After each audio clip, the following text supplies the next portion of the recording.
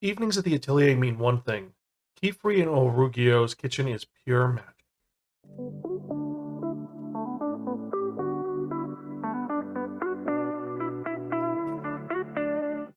I'm Zen, konnichiwa, aloha, buongiorno, and what's up? And welcome to an episode of the Spiraken Manga Review. So let's get to it because I'm excited to talk about this spin-off of one of my favorite mangas and one of the most popular animes out right now. But if you remember from the last episode, I spun that one that only the wheel of manga, and it dictated unto me that I would be reviewing a manga that was inspired by one of the most popular mangas of our age. We're talking about Witch Hat Atelier, and this is a spin-off that is known simply as Witch Hat Atelier Kitchen.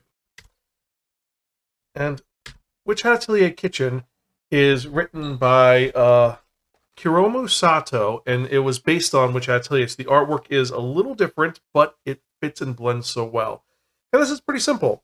It's the story of what happens after the events in Witch Hat Atelier. Whenever the kids go to sleep, well, Master Qifrey and bodyguard slash defender Orugio end up doing things at night. Not what you think, even though a lot of you are pairing them. Because pretty much whenever the kids go to sleep, as most people know, the parents get the good food. And what happens is that Qifrey ends up making delicious food for all the grown-ups. And it actually opens up where he's cooking something pretty cool. It is going to be some of the husk yams mixed with bacon to make this beautifully sensuous mushroom and bacon croquette. And he actually shows how to cook it, the delicious ways it is made, how you chop things up a specific way, how to mix it.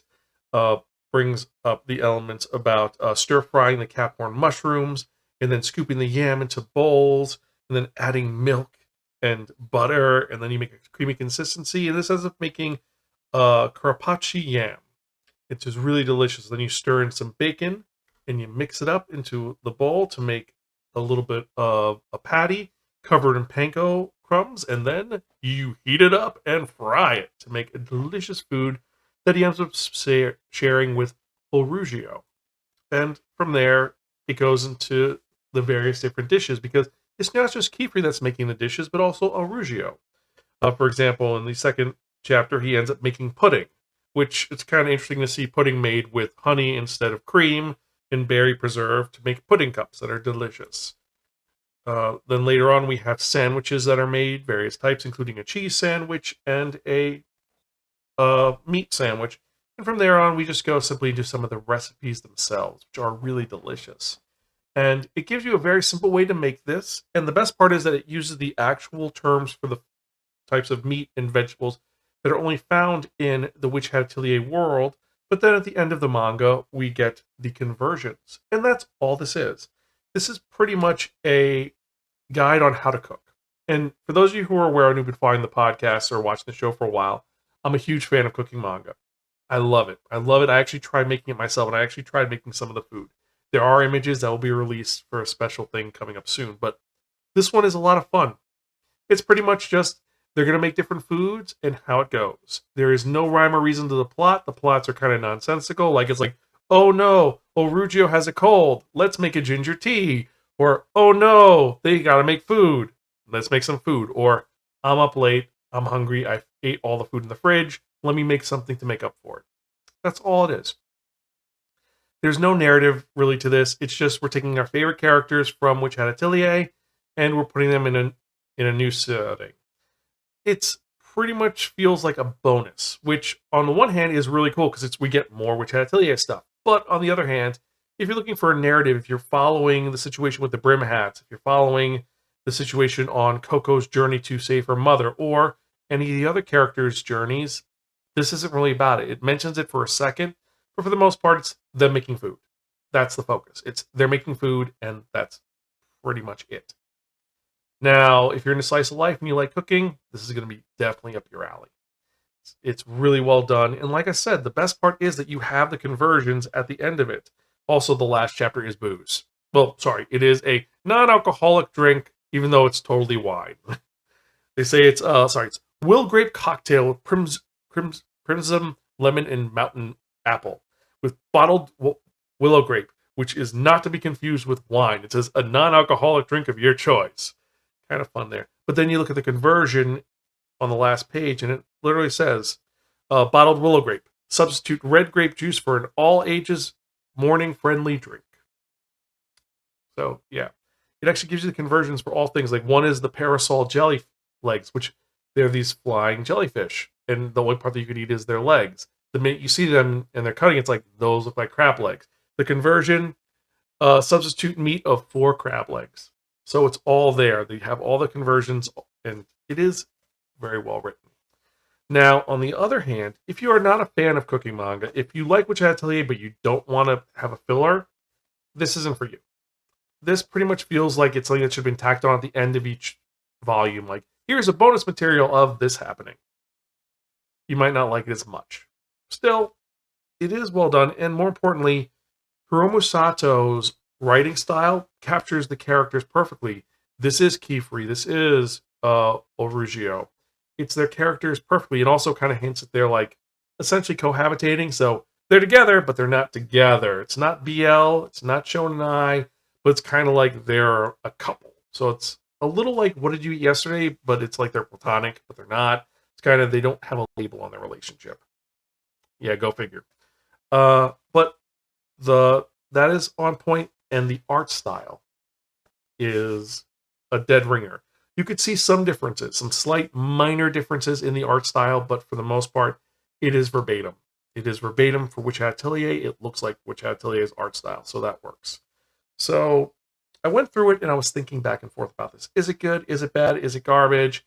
Is it worth reading? Are everyone going to love it? Is everyone going to hate it? What were my thoughts on it? What are my thoughts if someone else read it? And honestly, I was wavering back and forth between 2 ratings. And I ended up going with a compromise.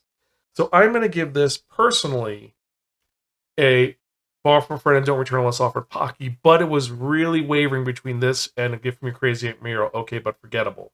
If you're a fan of the series and you like cooking and you like slice of life, this is going to be a Borrow from a Friend. If you don't like that, but you like Witch Hat Atelier, it's going to be a Borrow from a Friend. The pros are it's got more Witch Hat Atelier stories in the world. You have more Qifrey, Orugio relationship stuff that's not relationships. The recipes are extremely detailed, like I showed you. It's got great artwork, but the cons are there's 0 consequences. The main story isn't happening here. This is just they're hanging out and making food. That's all. It does feel like bonus chapters, which is a negative. But this is slice of life, easy to follow recipes, and it's essentially about cohabitating adults. Now, if you agree or disagree with me, just let me know. Email me personally, zan@spiraken.com. Tweet me at Spiraken and let me know your thoughts. And with that in mind, let's get to the manga releases for the week because we've got some really fun ones this week and some really crazy ones. And what am I talking about? Well, we've got Zom 100 Volume 20. We're nearing the end of the series, and officially they go into space. So, yeah, that happened, and it gets a little crazier. Also, we get a little more fan service, as usual. Next, you have Working the Night Shift at Aku Mart. This one looks interesting. Winter Wolf Volume 3. Whoever You Are, I Love You, Volume 1. Wait, I Love You, Volume 2. Under the Oak Tree, the Novel, Volume 3. Tsubaki Cho Lonely Planet, Volume 12. Trinity 7, Volume 32. Tamaki Angel, Volume 3. A timid lady was turned into an ugly cat, but only the verge of fainting is picked up by the fearsome military duke, Volume 1 came out. Thank You for Taking Care of Our Boy, Benari, Volume 1. A Terrified Teacher at Ghoul School, Volume 18. Super String, Volume 3. Strategic Lovers, Volume 5. Splatoon Squid Kids Comedy Show, Volume 3. Skullface Bookseller Honda-san, The Complete Omnibus. The Skeleton Enchanted by the Cursed Blade, Volume 3. This is the light novel. Shadow House, Volume 11. Set Sail, The Art and Making of One Piece from East Blue to Drum Island. Sentenced to Be a Hero, The Prison Records of Penal Hero Unit 9004, Volume 1. This is the manga adaptation. See You There Beyond the Ocean. Ripples in the River, Volume 3. The Ragnarok System of the Despised Reincarnated Demon Lord of the 7 Aggressive Maidens, Volume 3. Punch Drunk Love, Volume 5. A Prince of a Friend, Volume 2. Please Look After the Dragon, Volume 2. Otaku Gal, Volume 2. Amori, Volume 2. Mysterious Appearances, Volume 9. My Stepsister and Stepmother Aren't Wicked, Volume 8. My Dear Detective, Mitsuko's Case Files, Volume 6. My Darling Devilish Daughter, Volume 2. The Most Notorious Talker Runs the World's Greatest Clan, Manga number 11. Misanthrope Teaches a Class for Demi-Humans, Volume 3. Licorice Recoil, Volume 5. Level Up with the Gods, Volume 3, light novel. Konosuba's God's Blessing of This Wonderful World, the TTRPG, has been released. And Konosuba, Even More Explosions on This Wonderful World, Volume 3, light novel. Curio Fan Club, Volume 2.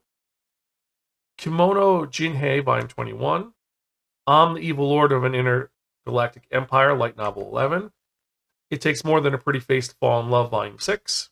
Insomniac's After School, Volume 14.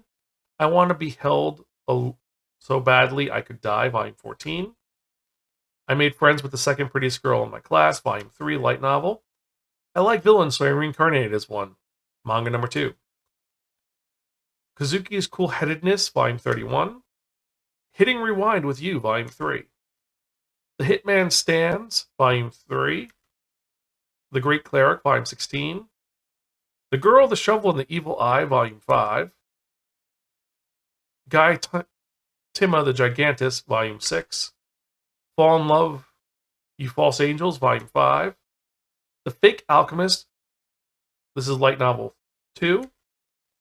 Even a Replica Can Fall in Love, Volume 2. The Eccentric Doctor of the Moonflower Kingdom, Volume 13, light novel.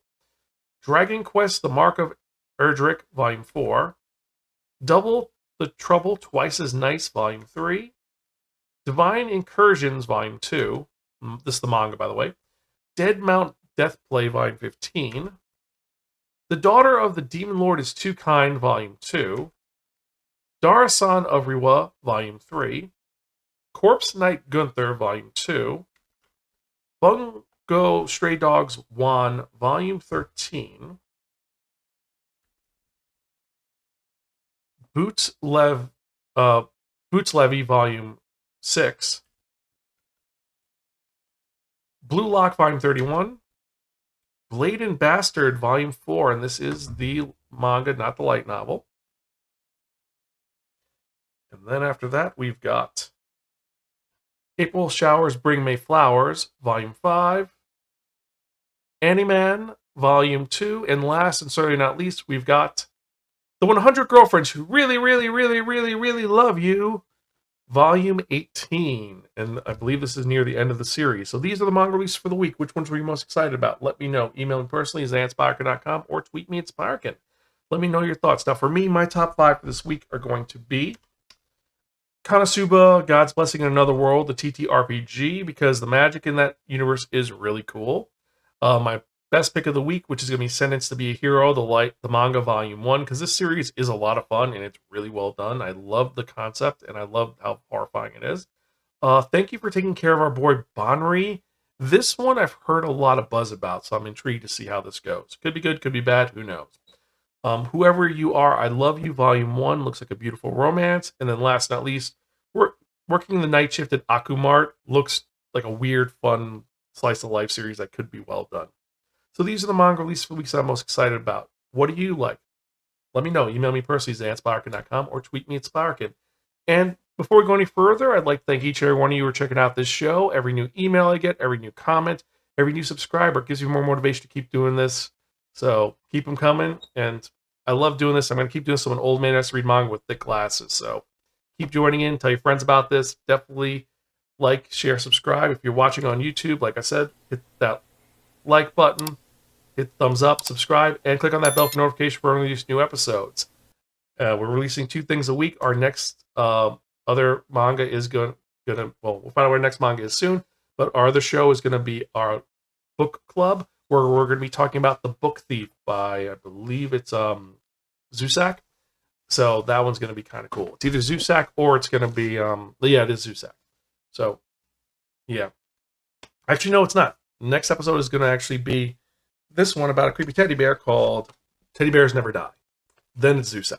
Sorry, I'm getting a little senile. I recorded 2 in a row to kind of get some stuff done because I need a couple of weeks to get ready for Otakon. And speaking of Otakon, I just got an email saying that 2 of my other panels have been waitlisted. So, besides the 3 panels that we talked about, which is going to be Happily Ever After, Married Life in Anime Manga, I'm Not Old, Main Characters Over 30, and Fantasy Manga for Grown-Ups, we may also be doing horror and anime manga and violence in manga. So this could be a lot of fun or it could be really messed up.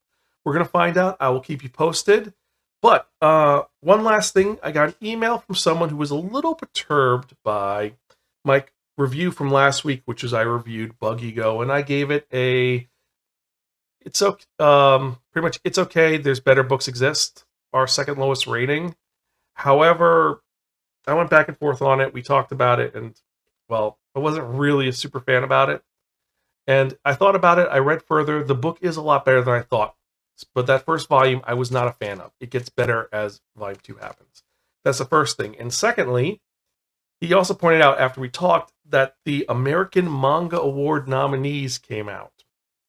And Bug Ego is in there for the best new series. And so is Love Bullet, another series I gave a very poor review on. So I'm kind of shocked at that. But the other series that has been nominated include Billy Bat, Credits Roll Into the Sun, and Horror of Normal Menhi. So I'm actually going to have to check out those other 3 series to see if they're awesome or great. Personally, I'm excited for Billy Bat. I bought it. I put it on the wheel of manga. We're going to see what happens. I'm waiting to spin it to read it. But speaking of which, let's get to the part you've all been waiting for, the most popular part of this podcast. And what are we talking about? We are talking about that one, that only, the Wheel of Manga!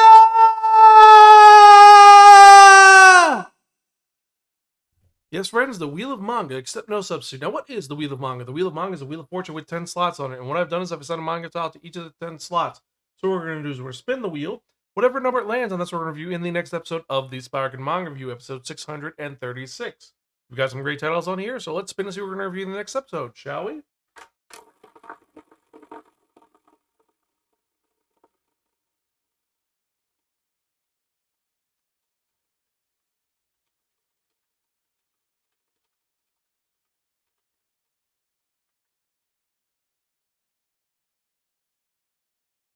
Number 10. So in the next episode, I'm going to be reviewing Rainbows After Storms. What's it about? What's going to happen? Well, guess we're going to find out in the next episode. But as always, hope you enjoyed this episode. As usual, I'm your host, Zan. I'm Gonzville. I'll catch you guys next time and keep reading manga. I will see you later.